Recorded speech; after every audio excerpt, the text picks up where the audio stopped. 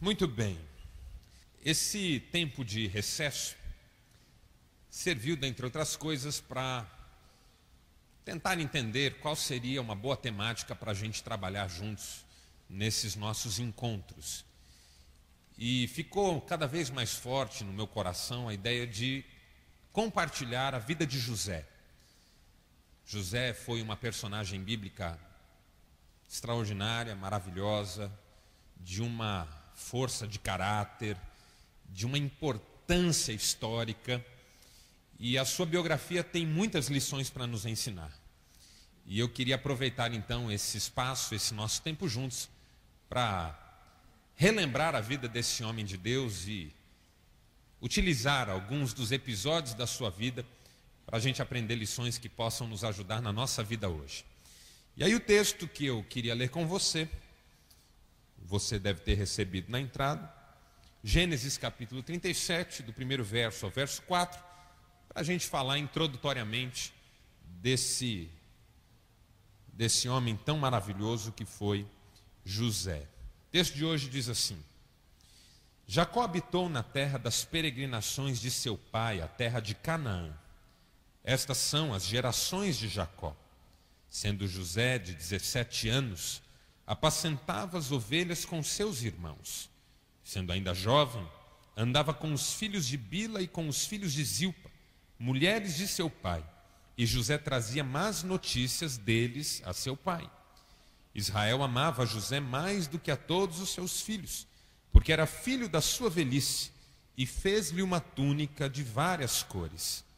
Vendo, pois, seus irmãos que seu pai o amava mais do que a todos eles, odiaram-no e não podiam falar com ele pacificamente. Até aqui.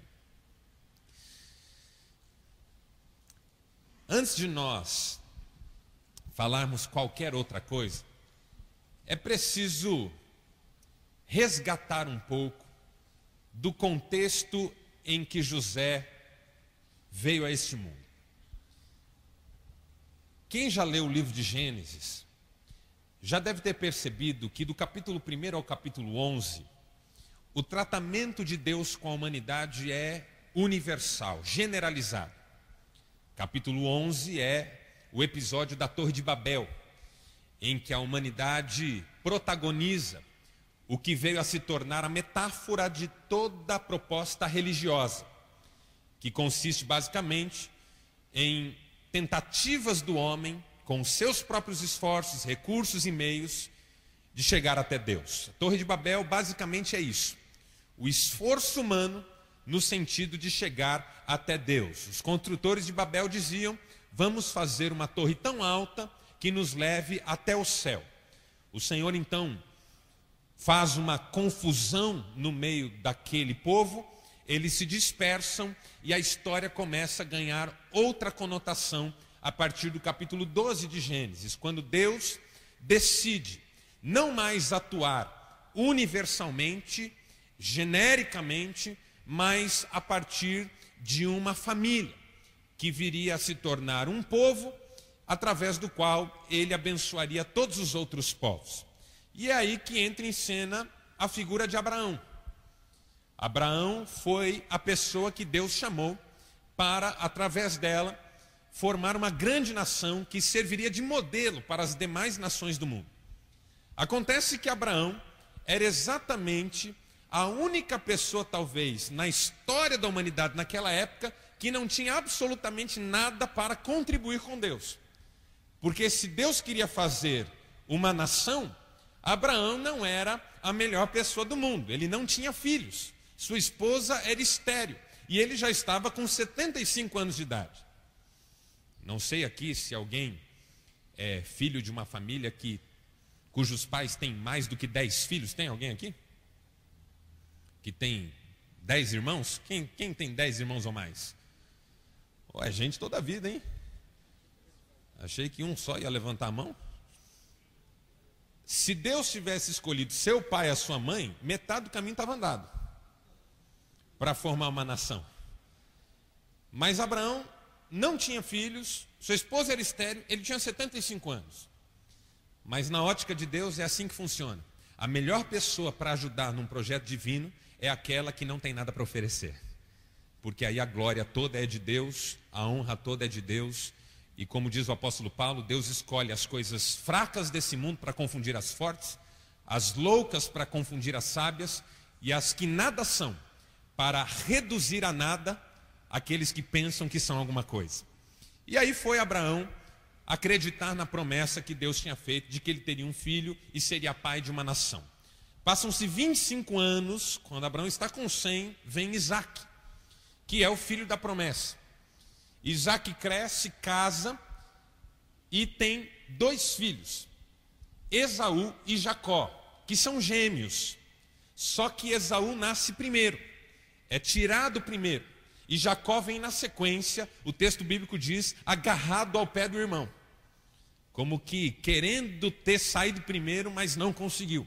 E até por isso que ele recebe o nome de Jacó, que significa usurpador, aquele que tenta tomar o lugar do outro. E aí, os meninos crescem e um grande transtorno emocional, uma crise profunda, toma conta do coração de Jacó. Porque, embora ele seja gêmeo de Esaú, por ele ter saído depois, ele não é o primogênito da família. Numa época em que ser o primogênito é muito importante, não só em função da herança material, porque o grosso da herança material ia para o primogênito, mas sobretudo em função da bênção do pai, porque a melhor bênção do pai era dirigida ao filho primogênito. E aí quando Jacó já estava adulto e próximo do tempo em que Isaque daria a bênção para os seus filhos, Isaque já estava velho, já estava cego, Jacó fingiu-se de Esaú, para enganar o pai e receber a bênção da primogenitura. Quando Jacó impetra essa bênção sobre, ou melhor, quando Isaque impetra essa bênção sobre o Jacó some e o Esaú chega. E aí quando o Esaú pede a bênção do pai, o pai diz, eu não posso mais te dar a bênção, porque o seu irmão veio aqui, me enganou, e eu dei a bênção que era para você, para ele. E isso produz um ódio terrível em Esaú. E Esaú era um homem do campo, da caça, guerreiro. Ele decide matar Jacó, que tem que fugir de vez. E Jacó passa anos em fuga para não ser assassinado pelo seu irmão. Crise de família. Porque onde tem família tem crise.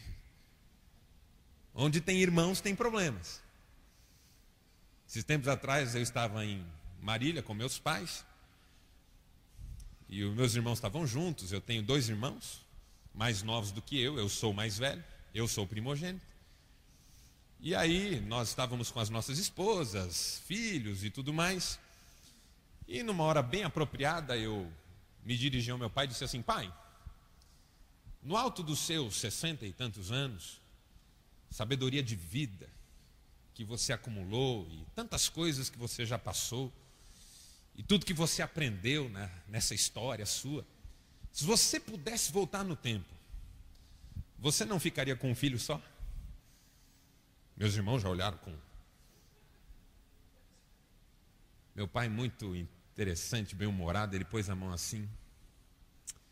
Eu pularia o segundo. Meu irmão do meio falou, eu? E aí nós aproveitamos para lembrar tantas dores de cabeça que nós demos para o meu pai. Tantas vezes que nós brigamos, tantas vezes que nós aprontamos. É assim, irmãos não são fáceis. Mas a relação de Jacó e Esaú ultrapassou os limites. E os dois acabaram virando inimigos mortais. Nesse período em que Jacó está peregrinando, fugindo do seu irmão, ele casa-se e tem filhos. Só que o contexto em que isso acontece é muito interessante, porque é um contexto extremamente conturbado. Jacó conhece uma moça chamada Raquel e se apaixona por ela, perdidamente. Vai até o pai dela, um homem chamado Labão, e pede a mão da moça em casamento. O Labão não quer dar, mas o Jacó faz um acerto com ele e promete trabalhar 7 anos para o velho em troca da mão da Raquel. Você não fez isso pela sua mulher.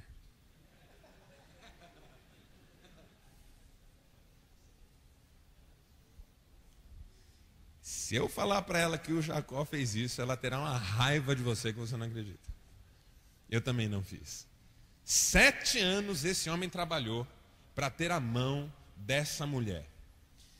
Quando chegou o dia do casamento, o Labão fez a festa, deram um porre no Jacó, ele foi para a tenda de núpcias, e quando chegou a hora das núpcias, o Labão introduziu na tenda a outra filha, que era mais velha, que chamava Lia. E Jacó de fogo, ele não sabia nem onde terminava ele e começava a outra.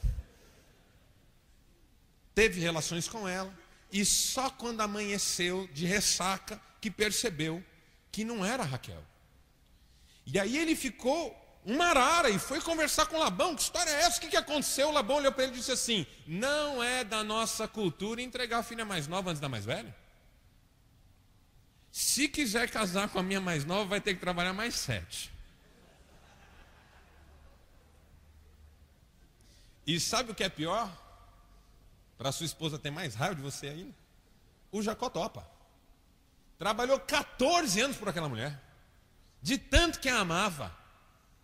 E nesse período, o Labão só o enganou. Prometia um salário e depois voltava atrás. E aí prometia outro e depois voltava atrás. E tomava as coisas de Jacó. E prejudicava Jacó em tudo. Foi um pesadelo. Jacó fugindo do irmão que queria matá-lo. E sofrendo da mão de um sogro. Que graças a Deus não tem mais esse problema hoje. Sogro é sempre uma bênção. Mas naquela época tinha problema. E as suas mulheres, porque agora ele tem 2, a gente acha que é legal ter 2 mulheres, até ter. Elas brigavam, uma confusão, uma rivalizando com a outra, competindo com a outra, um pesadelo. Por que eu estou falando tudo isso? Porque esse é o contexto em que José nasce. José não é fruto de uma família estruturada como a gente poderia pensar. A história de José não é um mar de rosas.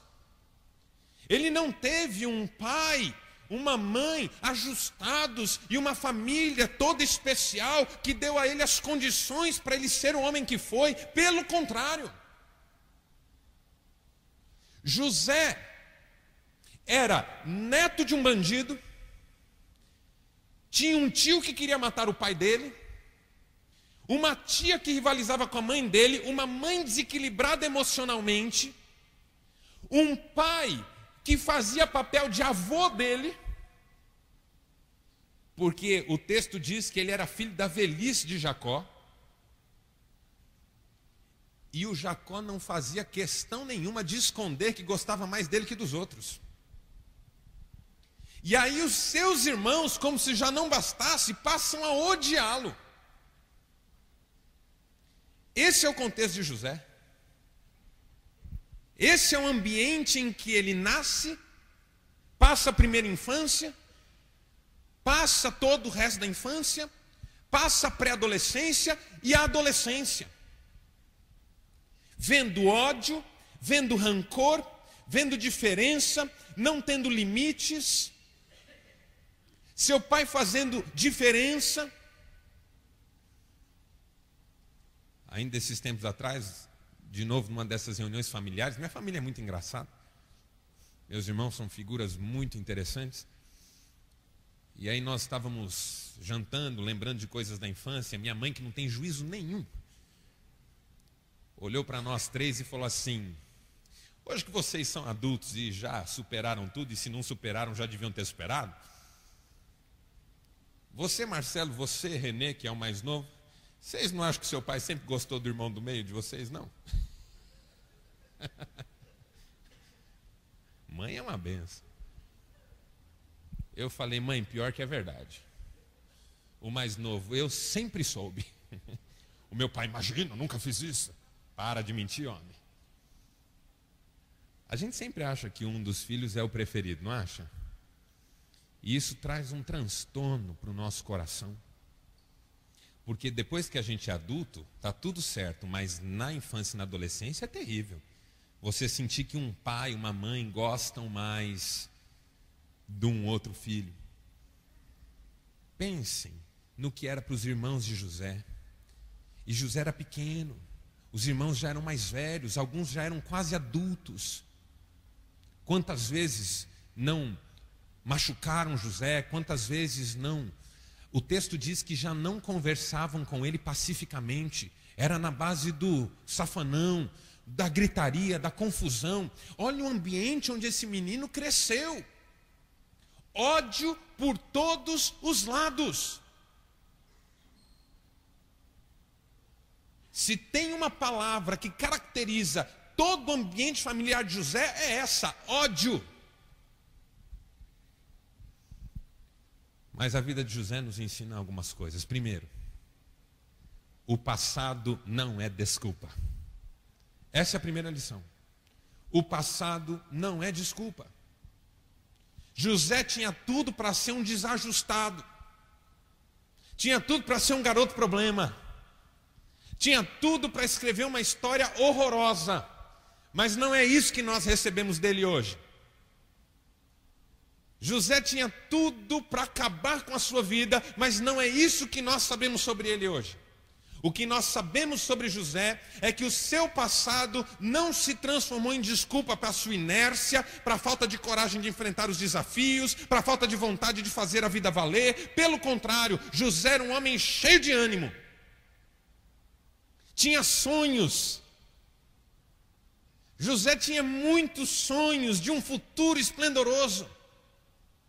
O passado não o estagnava, ele não olhava para trás com melancolia, ele não jogava a culpa no seu pai, na sua mãe, no seu avô, nos seus tios, muito pelo contrário. Ele olhava para a sua vida como uma dádiva, ele sabia que o passado não podia determinar aquela pessoa que ele poderia ser. Passado não é desculpa. Tantas pessoas usam o passado como desculpa. Um homem que teve um pai opressor, cobrador, incapaz de elogiar, se sente no direito de ser incapaz de dar carinho, de ser incapaz de dar amor, porque afinal de contas não recebeu. Talvez essa justificativa valha para mim, talvez valha para você, mas não valia para José. Quantos pais se escondem atrás das suas biografias tristes com os próprios pais para não serem os homens que devem ser com seus filhos? Quantos homens feitos, maduros, bem-sucedidos até na sua vida profissional, financeira, continuam tendo relacionamentos afetivos desastrosos, por causa da falta de carinho, de afeição que sentiram na infância e continuam se escondendo atrás disso. Quantos homens dessa nossa geração, talvez a minha vida, talvez a sua vida que aqui está, por causa de uma falta do passado, por causa de uma palavra maldita, porque a palavra maldita é a palavra dita de forma má. Ela não é mágica, mas ela é destruidora. Tem medo de abrir o coração, de demonstrar amor, de demonstrar fraqueza. Precisam sempre se apresentar como fortalezas indestrutíveis, passam por cima dos outros e se justificam em função de um passado. Essas justificativas podem valer para mim, para você, mas elas não valiam para José.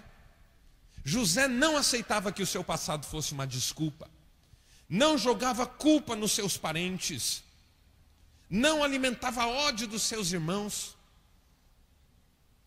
José era livre.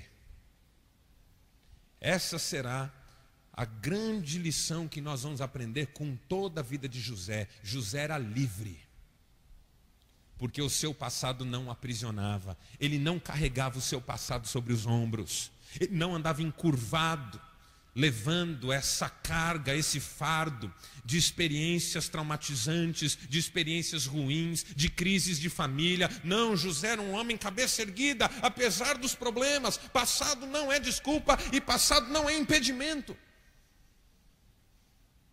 Passado não é impedimento para a gente acreditar numa vida melhor, para a gente investir nas pessoas que estão ao nosso redor hoje, para a gente dar amor ainda que não tenha recebido, para a gente elogiar ainda que nunca tenha recebido um elogio verdadeiro.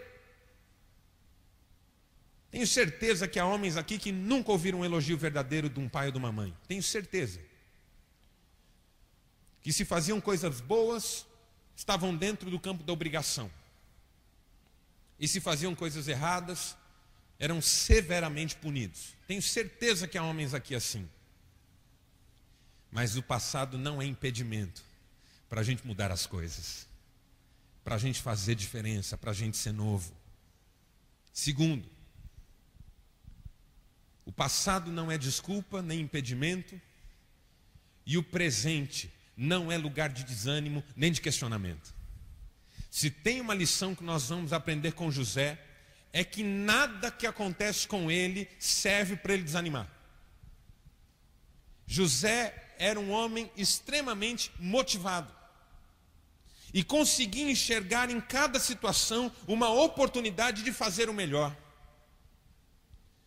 Não é que José não desanimasse, eu tenho certeza que ele desanimava como qualquer homem comum, mas ele não ficava preso ao desânimo.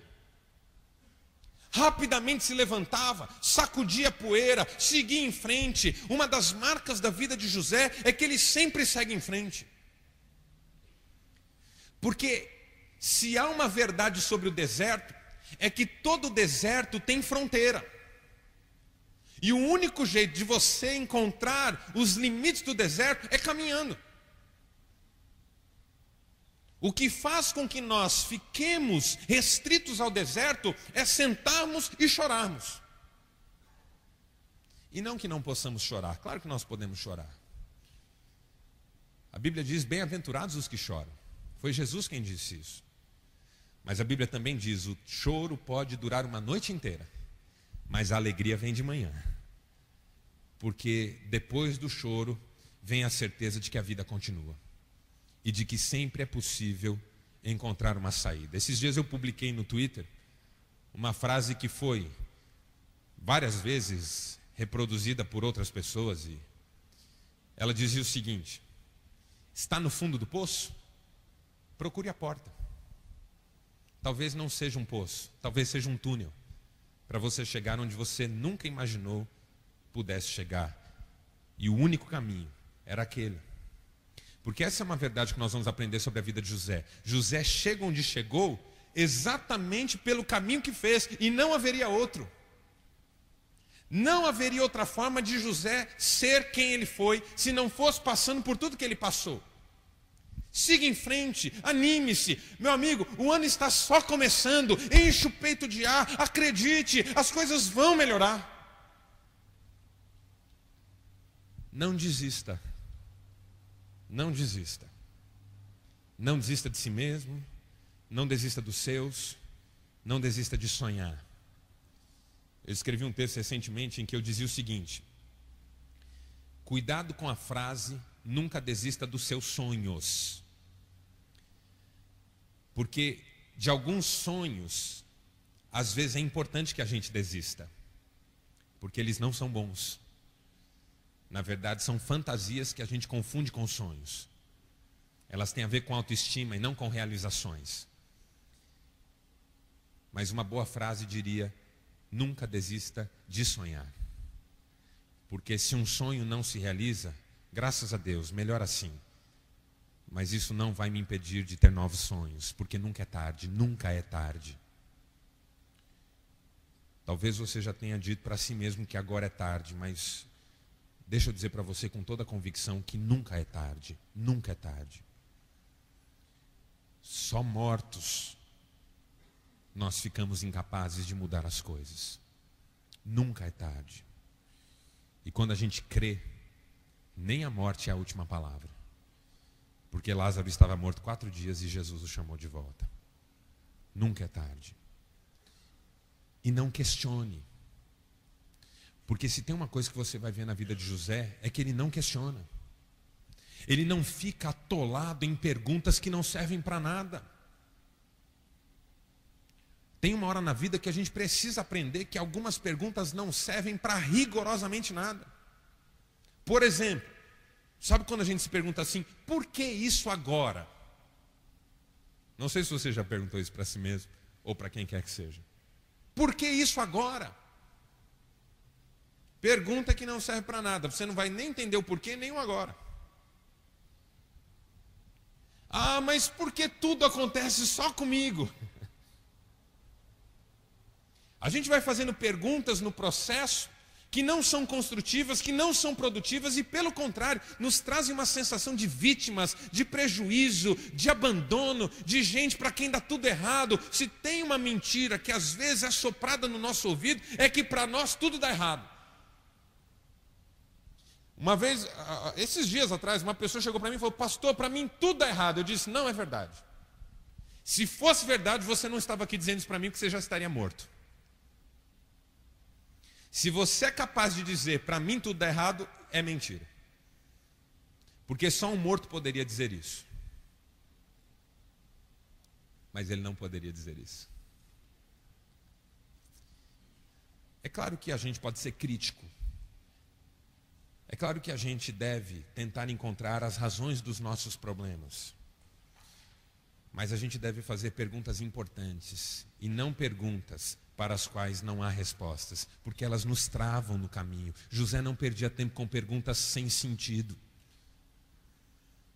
Cada situação ele ia enfrentando. A pergunta não é por quê. A gente aprende na igreja, às vezes quem é de igreja evangélica, tem um chavão na igreja evangélica que diz assim, nunca pergunte por quê, pergunte para quê. Quem já ouviu esse chavão?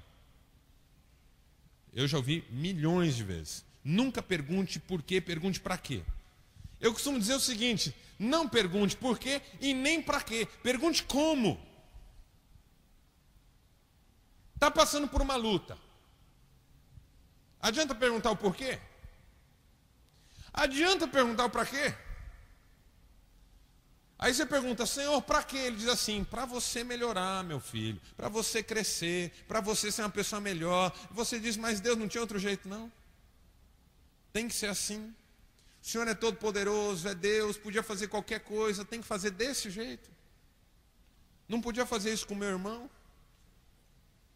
Ele é pior que eu. Você sabe que essa é uma das crises, por exemplo, do profeta Abacuque na Bíblia. O profeta Abacuque entra em crise espiritual porque Deus diz assim para ele, eu vou usar uma nação para punir a minha nação Israel.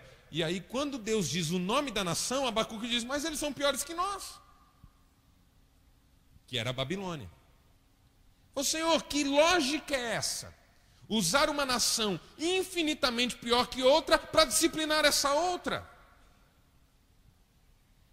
Aí Deus teve que explicar para ele o seguinte, Abacuque, eu vou usar uma nação pior para disciplinar uma menos pior.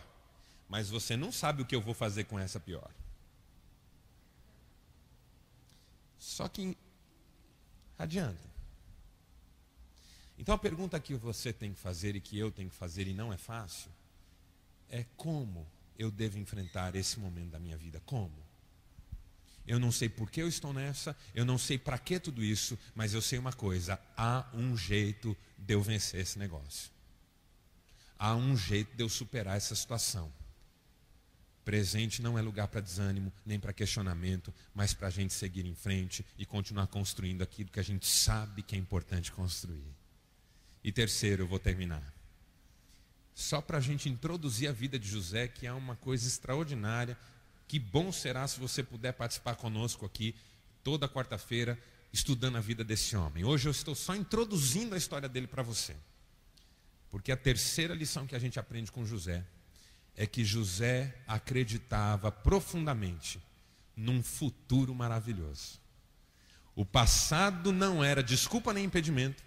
O presente não era lugar de desânimo nem de questionamento, mas o futuro era a certeza de coisas maravilhosas que de fato aconteceram com ele. Fui conversar com uma pessoa esses dias, passando por uma luta terrível, choramos juntos. E ela me dizia o seguinte, pastor, minha vida não tem mais salvação. Depois de tudo que aconteceu comigo, acabou. Não tem mais o que faça, que possa fazer a minha vida valer. Eu preferia morrer. E vamos falar a verdade, eu já me senti assim, talvez você já tenha se sentido assim. Tem horas que a morte parece ser a melhor solução.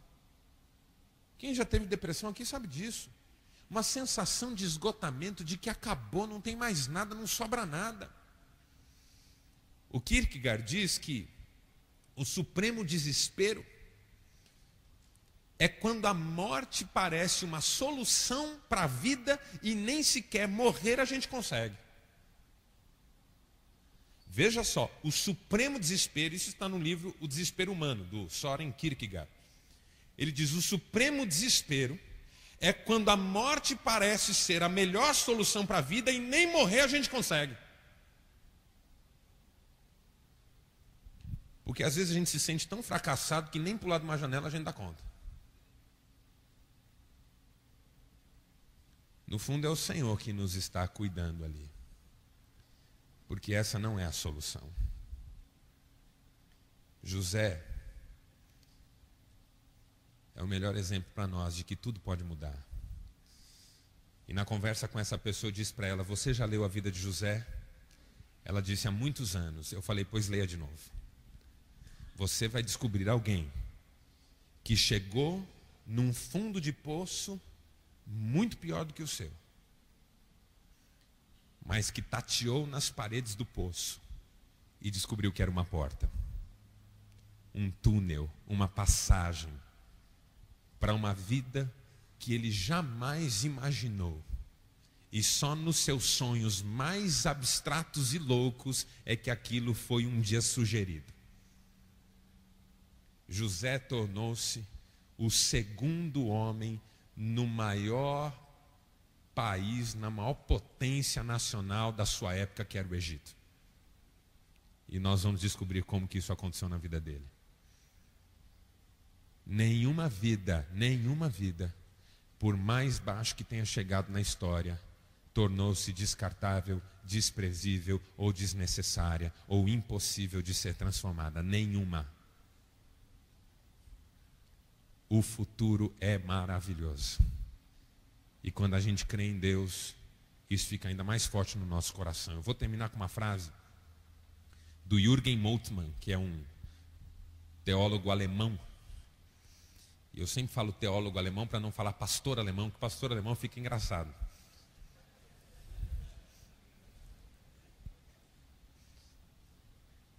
No livro Teologia da Esperança, ele diz assim: o cristão não é um otimista, porque ele não precisa da força do pensamento positivo. Um cristão não é um pessimista, porque ele não precisa da lógica da dialética negativa. Um cristão sabe que Deus está no seu futuro, que Deus aguarda por ele e que ele tem em Deus o mais maravilhoso convite de toda a sua vida. Essa é a fé que eu queria que você tivesse hoje aqui. Que você não tem ideia do que Deus ainda reserva para você. José não tinha ideia. Há momentos na vida de José em que certamente, se ele tinha alguma ideia, essa ideia logo passou. Mas o que Deus fez na sua vida foi algo extraordinário. E eu quero crer que Ele fará algo assim na sua vida também, em nome de Jesus. Vamos fechar os olhos um minuto?